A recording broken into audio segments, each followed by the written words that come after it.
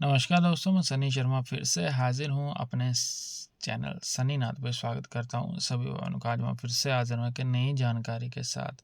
खुद के साथ कौन सी देव शक्ति चल रही है, कैसे जाने। टाइटल और थंबनेल से आप लोग समझ ही गए हो। सर्वप्रथम निवेदन रहता है, चैनल पर फर्स्ट टाइम विजिटर हो चैनल को जरूर सब्सक्राइब करें, बेल आइकन पर क्लिक करें। लाइव चैट में आप लोग मेरे साथ फ्री में बात कर सकते हो। सभी धर्मों का आदर सत्कार मान करते हो और व्यक्तिगत दायरे को ध्यान में रखते हो। मेरा काम सिर्फ आप लोगों को जानकारी देना है। इंटरनेट की दुनिया में कोई मेरा गुरु है, कोई चेला, कोई गुरु नहीं, तो किसी के झांसे में आप लोगों ने नहीं फंसना है। बाकी की जानकारी मैंने डिस्क्रिप्शन बॉक्स में डाली हुई है। सदगुरु महाराज गुरु गोरखनाथ जी के मंदिर निर्माण हेतु दान पुण्य कर्म जरूर करें। नंबर स्क्रीन के ऊपर, इस नंबर पे आप लोग जो मेरे साथ कंसल्ट कर सकते हो दान पुण्य कर्म के लिए। तभी आपको बैंक अकाउंट आगे प्रोवाइड करे जाते हैं। अब बात करते हैं, डिस्क्रिप्शन बॉक्स को अच्छे से पढ़ लेना पहले, फिर ही फ़ोन नंबर लगाना। ऐसे बातचीत नहीं होनी मेरे साथ जब तक मेरी फीस से नहीं आती हैं। और सारी सर्विस पेड है। दुनिया के कोई भी साधना मेरे सिंध में कर सकते हो। अगर आप नियमों पे खरे उतरते हो तो उन साधनों का रिजल्ट भी आप लोगों को जो है वो मिल जाएगा। लोगों के अंदर एक प्रश्न है कि गुरुजी खुद के साथ कौन सी शक्ति चल रही है, कैसे पता करें।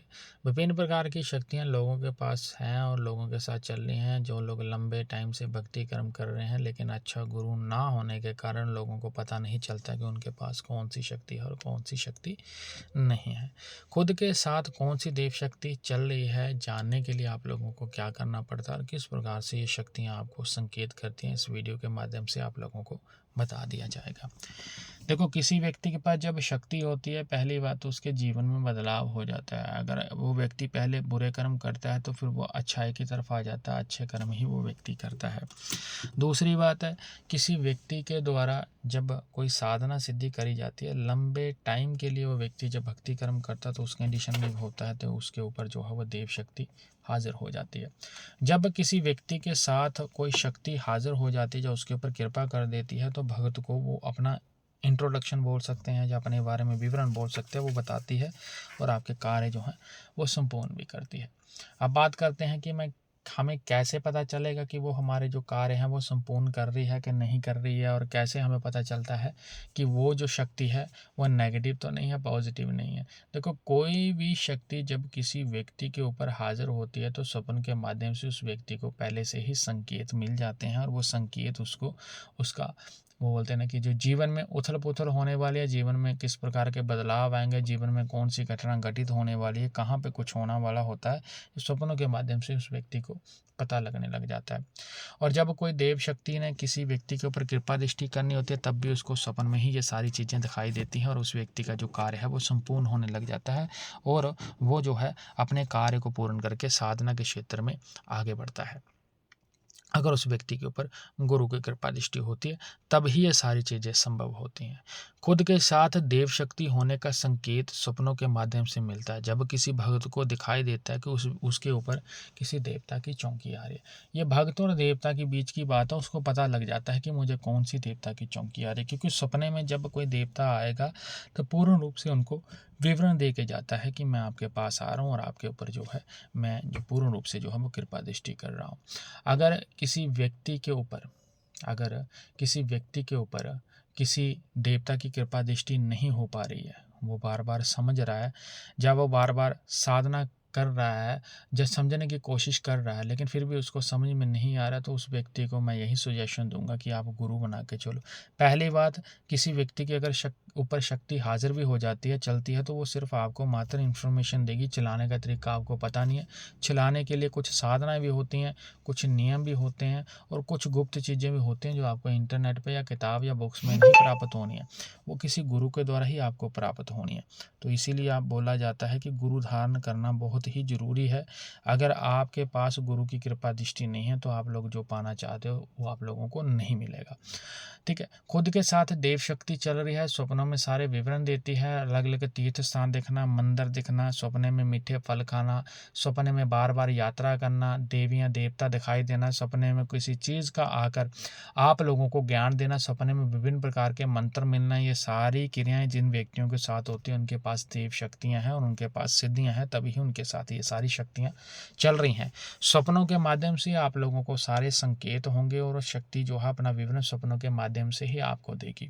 अब डिपेंड करता है कि अगर आप लोगों के ऊपर गुरु की कृपा दृष्टि और अगर आप थोड़े से बोलते हैं ना, साधना के क्षेत्र में आप चल रहे हो, थोड़ा-सा आपको ज्ञान है, तो आप स्वयं ही इन चीज़ों का अर्थ समझ जाओगे। अन्यथा अगर आप लोगों को इन चीज़ों का ज्ञान नहीं है, तो आप इन चीज़ों के बारे में नहीं समझ सकते हो।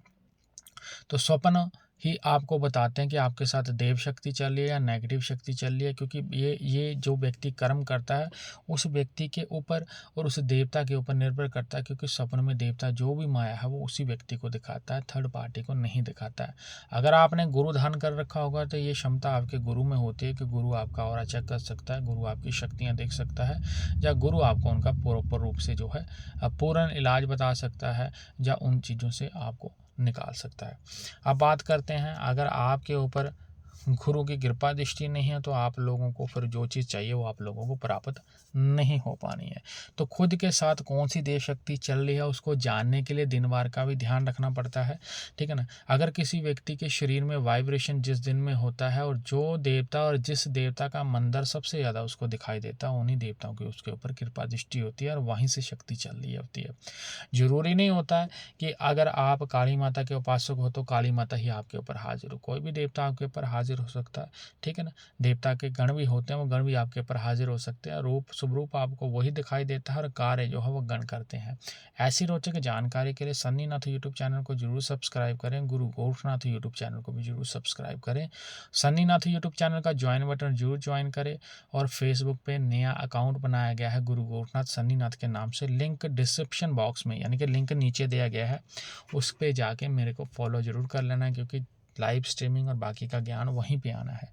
बाकी की जितनी साधना सिद्धियां हैं, मंत्र जाप हैं, किसी व्यक्ति के ऊपर किसी प्रकार की चीज़ लगी है, किसी की सवारी नहीं बोलती या आधी अधूरी सवारी आती है, वो व्यक्ति मेरे साथ कंसल्ट कर सकता है। साधना के अनुसार ही मेरे चार्जेस रहते हैं।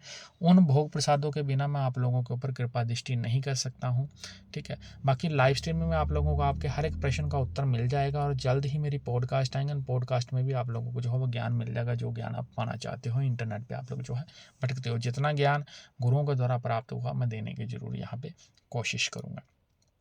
दुनिया के कोई भी साधना आप मेरे स्निध में कर सकते हो, पर साधना के अनुसार चार्जेस रहता है, जिसमें हवन इंक्लूड होते हैं, इसीलिए मेरी साधना जो है वो कॉस्टली रहती है।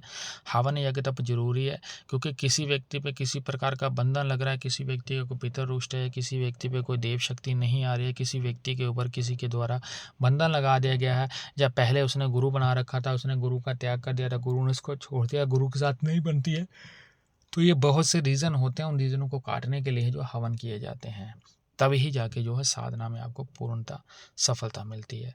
तो कोई भी दुनिया की साधना करने के लिए आप लोग मेरे साथ कंसल्ट कर सकते हो। साधना के अनुसार चार्जेस रहता है, बाकी का विवरण आप लोगों को डिस्क्रिप्शन बॉक्स में मिल जाएगा। किसी अन्य प्रकार की जानकारी के लिए आप लोग मेरे साथ कंसल्ट कर सकते हो। सदगुरु महाराज गुरु गोरखनाथ जी के मंदिर निर्माण हेतु दान पुण्य कर्म जरूर करें, नंबर स्क्रीन के ऊपर दिया गया है। जिस जिस भाई बहन की इच्छा है, जो चाहते हैं कि नेक कार्यों को कंट्रीब्यूट करना चाहते हैं, इस नंबर पे आप लोग मैसेज कर सकते हो। जैसे ही मंदिर का निर्माण हो जाता है आप लोग मेरे साथ मिल सकते हो। मेरे साथ मिलने का कोई चार्जेस नहीं है, आप लोग बैठ के भी मेरे साथ जो बातचीत कर सकते हो। साधना सिद्धि के लिए किसी व्यक्ति पे दुख तकलीफ संकट है, किसी व्यक्ति का कार्य नहीं बन रहा है, तो उसके लिए जो है मेरे भाई एक दायरा है भाई, धूने में भोग लगते हैं, उन भोगों के लिए ही आपसे जो है वो प्रसाद लिया जाता है। वो आप लोगों का ही कर्म बनता है, वो आपको देना पड़ेगा, तभी ही आप लोगों की जो है वो अरदास लगाई जाती है। बाकी की जितनी जानकारी है वो मैंने डिस्क्रिप्शन बॉक्स में डाली गई है, और मेरे द्वारा दी गई जानकारी स्पष्ट और अच्छी लगती है तो चैनल को सब्सक्राइब और वीडियो को शेयर जरूर करना। आदेश जय गुरु गोरखनाथ।